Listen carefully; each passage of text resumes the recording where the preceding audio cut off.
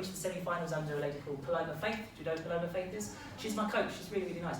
I don't think I deserved to be there, but I'm a transgender person. What that means to the viewing public is it was the first time they'd ever seen that on a singing show, or certainly on The Voice. And it's a story, it becomes a story. What is this? This is an unusual thing. I'm interested, I want to see that progress. I'll text in and I'll get that person to the end because I want to see how this goes. The story is more important than those individual performances. It wasn't about that.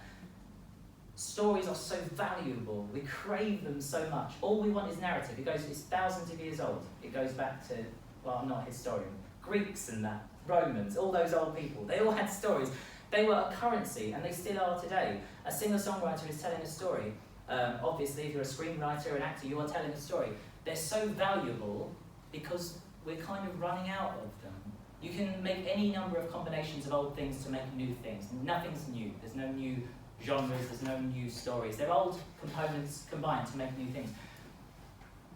Stories, any spark of originality nowadays is so valuable that they will try to own it as quickly as possible. If you want to pursue a career in the creative field, know the worth of a good story. And if you have a story inside you to tell through any medium, perhaps that is through music, perhaps it's through telling jokes. Is there anybody in here interested in pursuing a career in stand-up comedy? I'm quite glad to hear that. It's not the most responsible career choice. It's a great jumping off point if you want to be a screenwriter, or I think it teaches you skills, you know. If you have social anxiety, I recommend taking an improv or a stand-up comedy course. Yeah, it helps a lot. A massive piece of advice that I wish I'd known sooner, is failing is really, really good. I know it sounds really silly, and again, it sounds like the lamest thing for someone to stand in front and be like, well, I'm 31 and I failed, and it's great, You might look at me and think, well, I don't want to be that person, I want to be my own person. In any field, particularly in the creative industry, where people will give you their opinions all the time, without asking, people will tell you what they think of you all the time. You're on reality TV, streams and streams and streams of comments underneath all of my videos, about half and half, good and bad. People will give you their opinions. But yes, that was my point. Failing over and over and over again.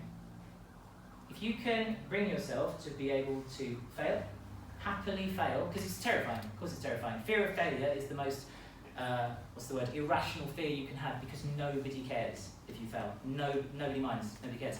If you learn to fail over and over and over again, get really good at failing, not on purpose, just try and fail, eventually you literally run out of ways to fail. That's amazing to me. I can't believe that's just the simplest solution. Keep failing, because eventually the next one is just the way to succeed. If you never attempt to do the thing that you want to do because you're worried it's not going to go very well, you fail. You failed by default. If you don't bother to put together that screenplay, put together a screenplay, I think it'd be really, really good. You seem like an enthusiastic individual, definitely do. You've got lots of stars on there, that makes me think it'd be good. Yeah, do the thing that you want to do. You fail. What's the word? It's like a lie of omission. You fail by not doing it. Jordan Gray, what brings you to Passmores Academy today? I'm here today as part of a scheme I understand to be called Inspirational Women's Day, where a number of women are brought in from various fields, from their sector, and we speak to every age group in half an hour slots about how they can pursue a career in that field.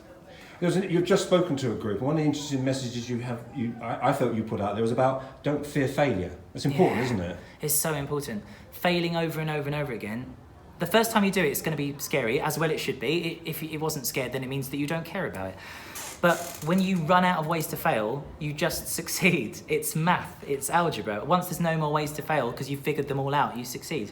I think it's Einstein when he said, the craziness is trying to do the same thing over and over and over again, the same way, but expect different results, which is very true. You just got to find ways to fail until it works. And the pupils, they took a while to warm up, but they do warm up, don't they? And the questions have braced a number of subjects. Are you pleased with that? Yes. All the age groups have been very different. It's so sweet that the younger students have asked questions, while not being silly or fanciful, are certainly the most unusual questions I've ever heard. I've opened the floor up to speak about career and transgenderism, and it tends to lean to the latter, which is great. That's my bread and butter. I understand that phenomenon. They've been great. Yeah, I wish I had the bravery to do this more often. And finally, what's keeping you most busiest at the moment? And that's the show you refer to on Comedy Central, is that right? That's right, the new Comedy Central UK short form series. It's called Transaction, and it's available across Comedy Central UK's social media outputs, and I'm very proud of it. Brilliant, and we'll let the next class in. Thank you very much. Thank you so much.